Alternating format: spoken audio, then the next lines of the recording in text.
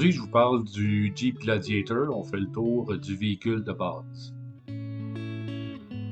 Sur le côté, on a installé une mini antenne pour pouvoir recevoir au visage lorsqu'on déneige ou qu'on nettoie le pare-brise. Sur le toit, on a installé un rack de marque Daisy avec nos traction boards pour le dépannage. Et on peut voir qu'avec le rack, ça passe juste pour la porte, mais ça passe. On a aussi installé un déflecteur qui nous permettrait d'avoir moins de moustiques sur nos équipements. La grille est d'origine noire, mais on a ajouté un déflecteur pour essayer d'éviter d'avoir des stone chips sur le devant de la grille, faisant beaucoup de kilométrage pour nos voyages et on espère que ça aide un petit peu. On aperçoit ici du orange, c'est les ballons qu'on a mis dans les coils. Donc ça nous permet de redresser un peu l'angle du véhicule là, pour que le derrière soit moins écrasé. Et ceux-ci sont ajustables à partir de valves qui ont été installées de chaque côté du pare-choc, de chaque côté de l'attelage en fait, afin d'ajuster la pression.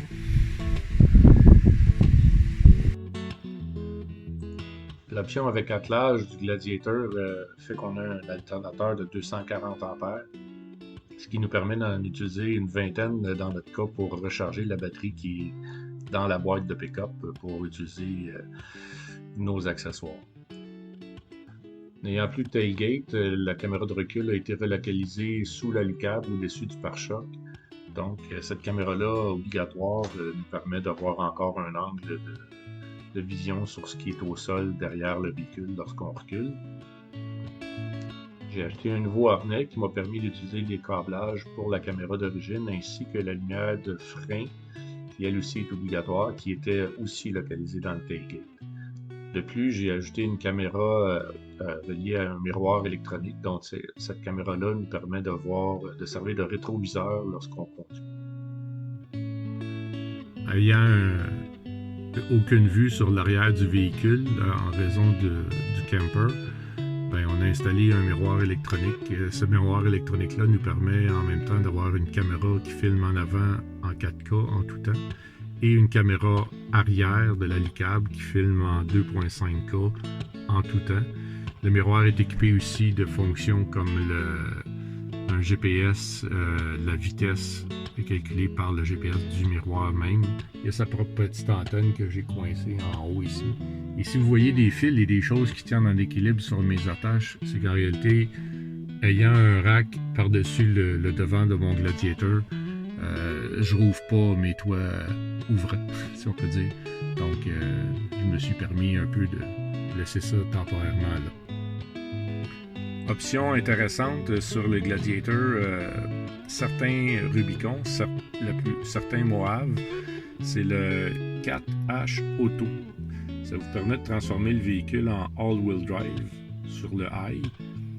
Entre autres, si vous êtes sur des terrains glissants ou enneigés ou glacés, on ne sait pas si on va avoir besoin du 4 roues motrices ou pas. Ça fait pas de restrictions sur la chaussée sèche, comme si les roues voulaient arracher ou les différentiels. Donc, ça fait un peu comme un all-wheel drive de tous les jours. C'est sûr, si vous êtes hors route, c'est préférable le vrai 4 roues motrices. Mais lui va switcher instantanément. Le derrière n'aura pas le temps de glisser ou de déraper. Le devant va embarquer instantanément. Pour ce qui est des antennes satellites et GPS dans le Jeep Gladiator, entre autres le Moave, ces antennes-là sont situées au-dessus de la barre de son qui est à l'intérieur, si vous avez une barre de son. En fait, c'est installé sur le genre de roll bar. On démange tout ça. Le fil de l'antenne commence très loin, mais il monte dans le poteau entre les deux portes côté chauffeur et s'en vient jusqu'à environ ici côté passager à gauche de la lumière de plafond. Donc ce que j'ai fait, c'est que j'ai démanché toute la section ici pour aller chercher l'antenne qui est boulonnée sur le dessus et on a coupé les tapes pour le fil d'origine. Donc pas de coupage de fil, pas de section, pas de raboutage. On a simplement déroulé le fil et repassé dans le bar au-dessus de la porte. Et l'antenne, pour l'instant, tient en équilibre, mais a survécu à des trails dans Moab, là, juste en étant appuyé à cet endroit-là. Donc, on a une meilleure réception à cet endroit-là. Cette antenne-là, je répète, c'est le GPS du véhicule et aussi l'antenne satellite Sirius XM. À l'arrière du véhicule, on a retiré les bancs en entier, n'ayant pas d'enfants à asseoir ou de passagers.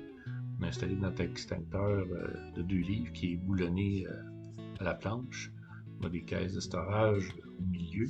Et pour l'électricité, puisque notre frigo est sur cette tablette-là aussi, on a installé un fil qui va à la batterie qui est dans la boîte de pick-up.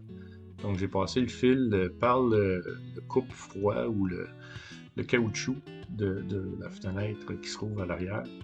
Et ça me permet quand même de rebarrer cette fenêtre-là. Donc, il n'y a pas d'eau qui rentre. Tout est correct de ce côté-là. Le fil, éventuellement, on aura un petit panneau pour le 12. Pour les pneus, on a opté pour des 37 pouces. C'est des Falcon Wild Peak. Le même modèle de pneus, si on veut, que le Mojave de base. Donc, 1 pouce plus large, 4 pouces plus haut que le pneu d'origine. Ça rentre dans les ailes et on a réussi à fitter le spare en dessous sans modification. Donc, de ce côté-là, c'est bien. Ça frotte presque pas ça frotte pas du tout. En avant, ça frottait un peu. Et on a fait une petite modification. Là, j'ai attaché la fausse aile de plastique qui est ici au châssis pour juste le retirer d'environ 1/2 pouce. Ça frottait tout juste dans le bas de la fausse aile ici. Donc, c'est la seule modification que j'ai faite. Sinon, le Mojave est entièrement en stock. Il n'y a pas de lift kit d'installer encore dessus. Toujours sur les pneus avec les 37 pouces, j'ai les jantes d'origine sur ces roues-là. Donc, les roues du Mojave stock. On a chaussé les 37 dessus. Alors, ça dépasse pas des ailes. Et puis, on a ici des garde-boue de marque Roblox avec le petit logo orange dessus. C'est les modèles de garde-boue extra large et extra long. Donc, ils vont aller chercher pour la largeur excessive des pneus. J'en ai mis à l'arrière et à l'avant.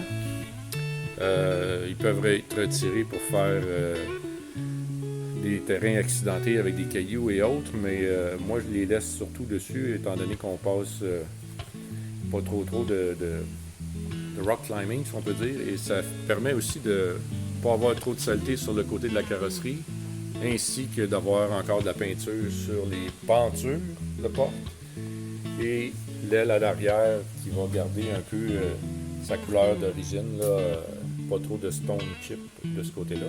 Donc les marchepieds à l'origine, c'était la raison d'être, là, c'est d'empêcher la boue, les cailloux. Les mud flaps font un bon travail aussi là-dessus. Vous aimez nos capsules YouTube et son contenu? Veuillez cliquer sur le logo de Passion Road Trip et Overland et abonnez-vous à notre page.